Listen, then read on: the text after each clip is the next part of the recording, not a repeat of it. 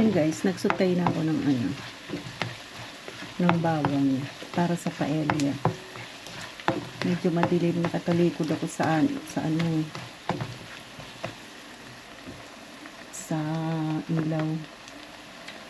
Yan.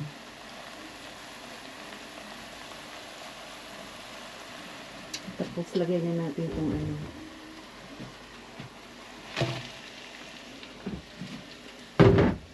para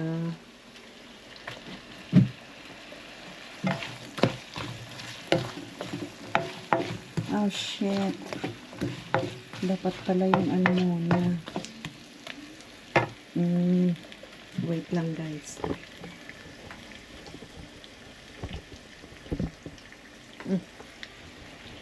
Kita niyo guys ang aking dirty kitchen, talagang dirty. Dirty siya, dirty.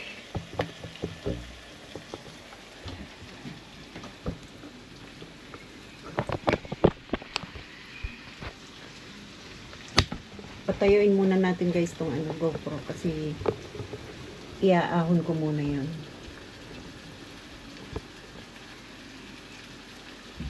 Nakikita ba guys? Nakikita na.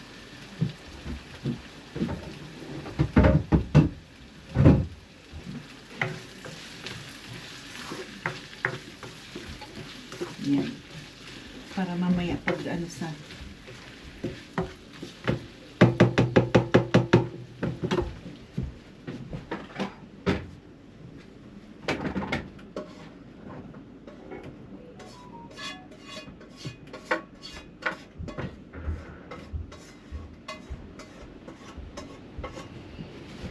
okay.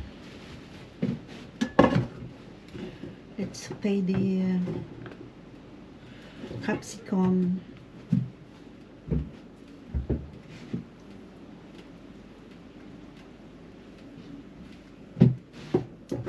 Painitin muna natin guys kasi ayaw ko nagsusutay ng hindi mainit. Masakit na ang aking paa.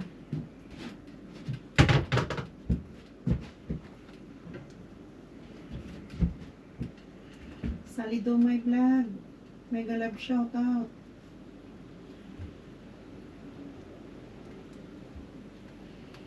Good afternoon, Jeremy Jen Mike.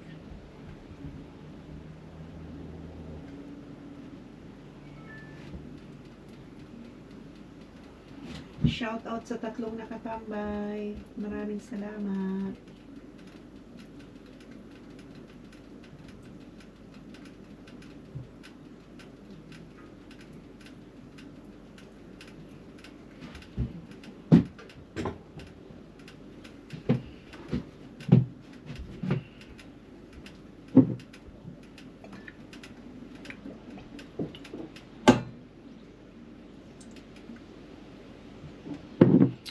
Very small lang ang aking tiplon guys. Ang aking non-sticky ano. Very small but it's alright.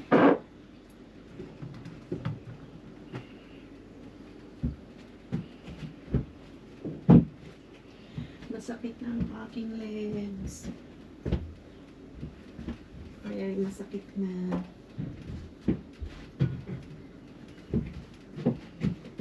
Hugasan muna natin guys ko. Ayaw kung may nakatiwangwang na hugasin.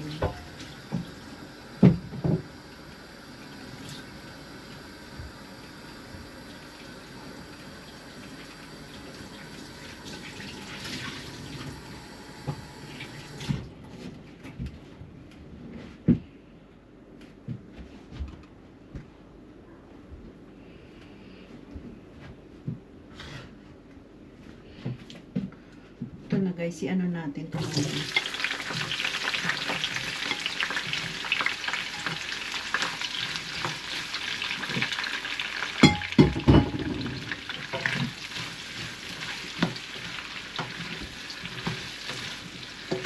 Kailangan to guys na ano ay nakakaramelize. Kailangan natin i-caramelize yun.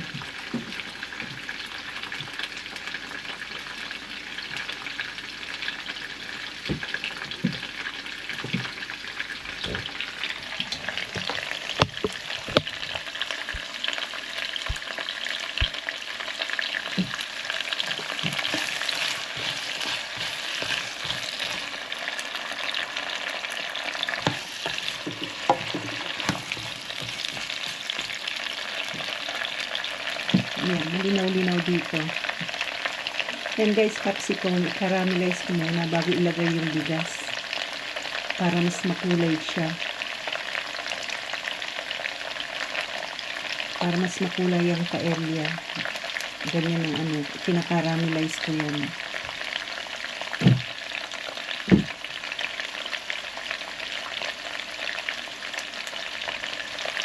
So guys, ganyan.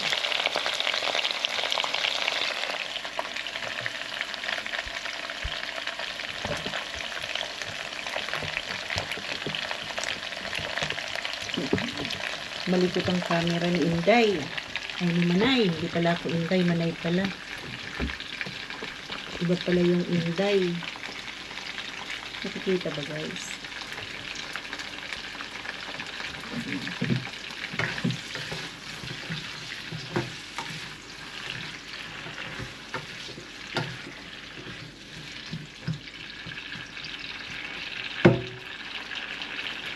Takpan muna natin para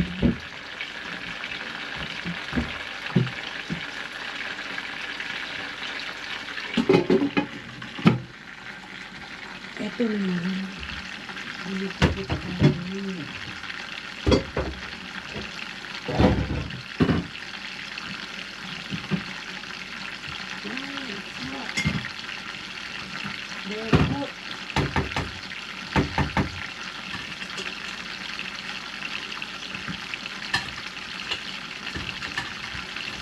Tapos yung tubig niya, ilalagay ko din sa stock, sa chicken stock, para pampalasa niya. Kung itatapon, i-clean ko muna ito na ano, tapos ibat na ano.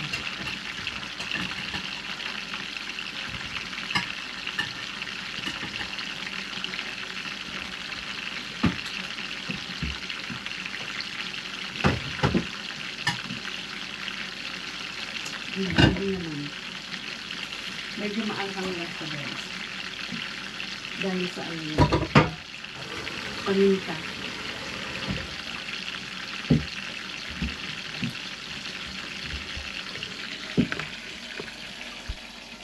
Ito guys ang ingredients to. May mussel, may pusit, may sausage, mga ba ito? Salami sausage, chorizo, salami sausage. Tapos, hipon. At nilalagay ko ng chicken breast. Tapos yan, yung bigas. At saka ito, crabs. Yan guys, ang ingredients ko sa paella. Tapos yan yung pinaramelize na ano. Tapos yung soup stock. Yan. Tapos ito na nga, inaano ko na to. Dito siya. Kailangan ano ng kulay. Ay, maglambot. No, ito guys yung ano napaka-konti nung sapro na 600 pesos. My God.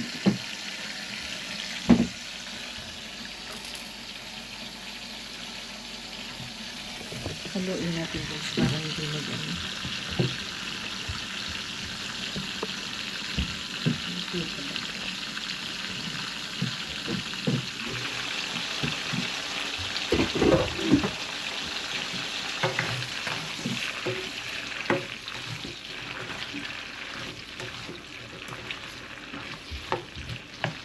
Kailangan niya mag-caramelize talaga. Hindi pwedeng hindi. Para lumambot siya.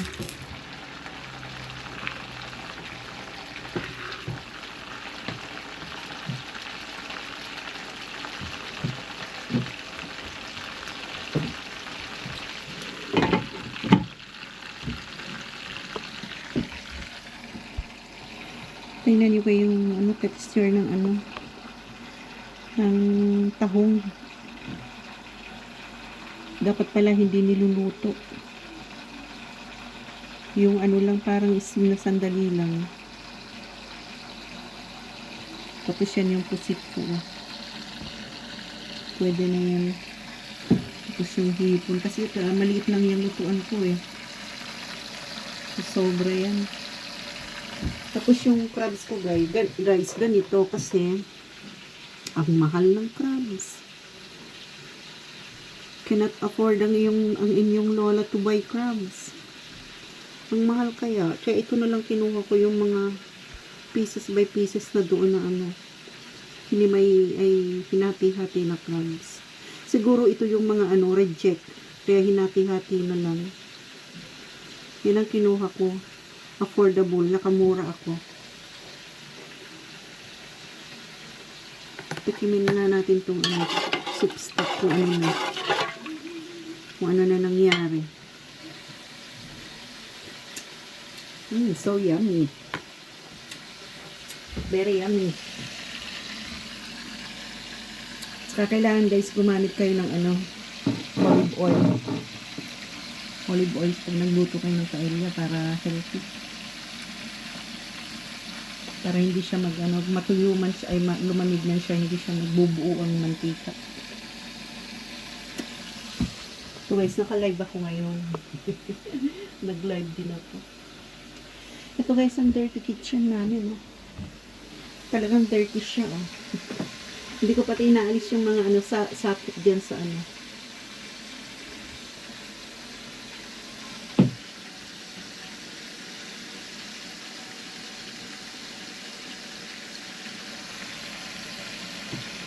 tingnan natin guys kung ano na siya.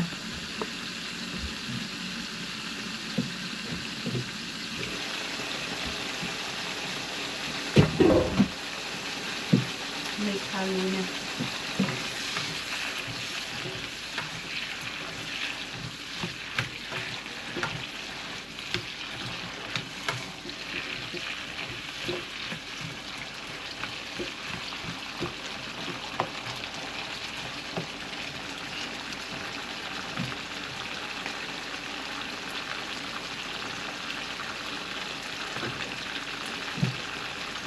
Yung pampakulay din. Kasi kailangan makulay yung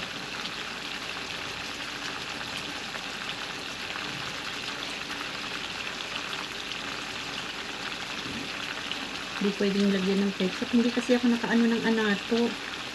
Anato guys, yung ba sa Tagalog nun? Yung pampakulay.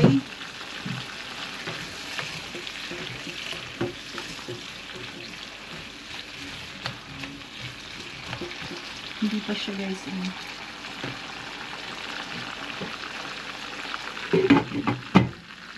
Hindi pa siya karami guys.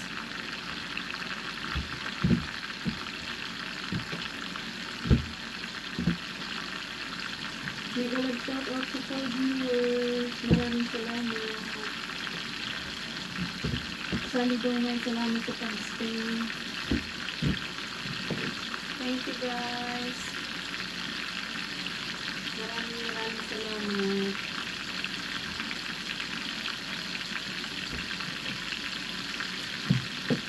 Ako guys, hindi naman ako mayaman dito sa New Zealand. Kaya yung dirty kitchen ko ba ito? Yung bahay na tinitirahan namin maliit lang. Kasi ang mahal ng bahay dito.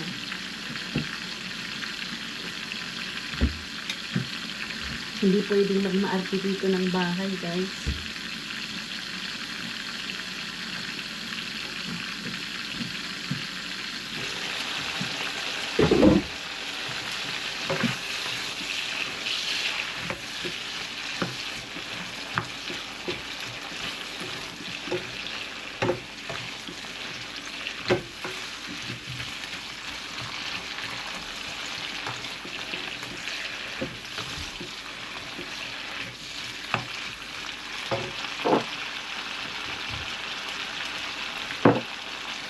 Hindi pa kasi malambot guys. Kailangan lumambot siya.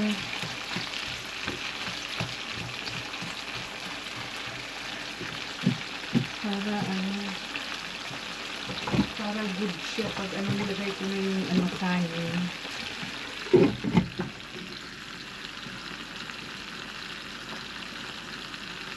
Ay kanin. Yung bigas pala guys. Bigas ang kaya nilalagay. So, ayan na nga guys, hindi pa rin. Kaya ito lang muna ang titingnan natin. Mamaya-maya, siguro mga after 2 minutes, lagay ko na yung yung bigas.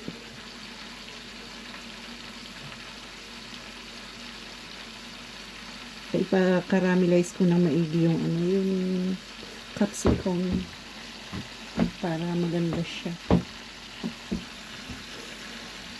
Nakakahiya eh. Nag-request yung mga taga-Parliament House ng paella. Kaya ito, naghanda ang lola nyo.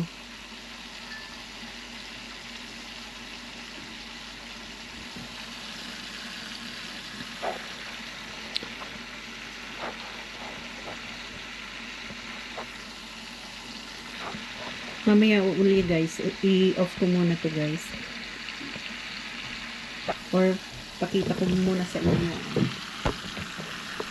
paano ilagay yung bigas. Baka pwede na.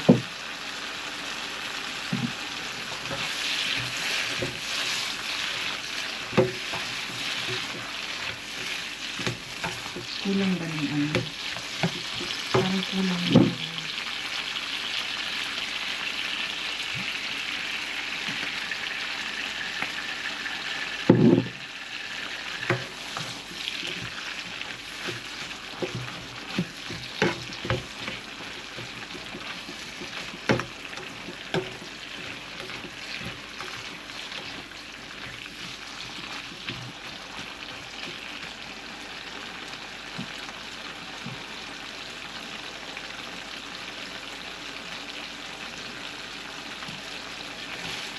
Malambot na siya.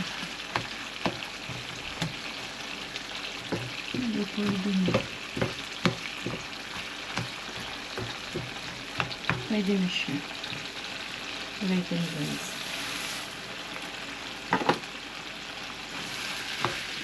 Ayan guys, ang yan.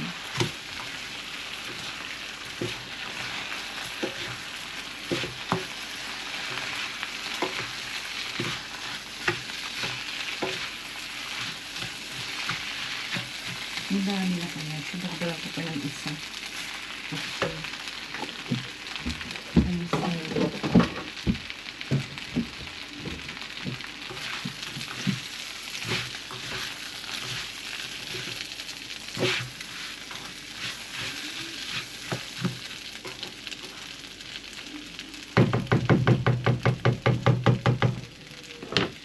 Yan, ganyan na siya guys. Ganyan na siya. Para ka lang nagsaing, kaya lang may mga ingredients. Yun ang niya. Tapos, ilalagay ko na yung mga ingredients yan para pain-inin ko na mamaya-maya.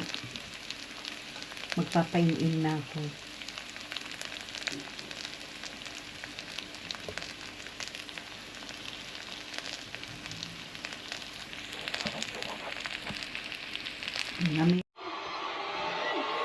Guys, ito na guys, ang aking paella na dadalhin bukas.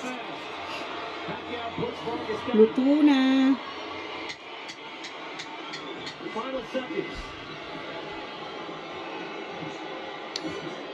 Ganyan lang ang crabs, kaunti lang nilagay ko.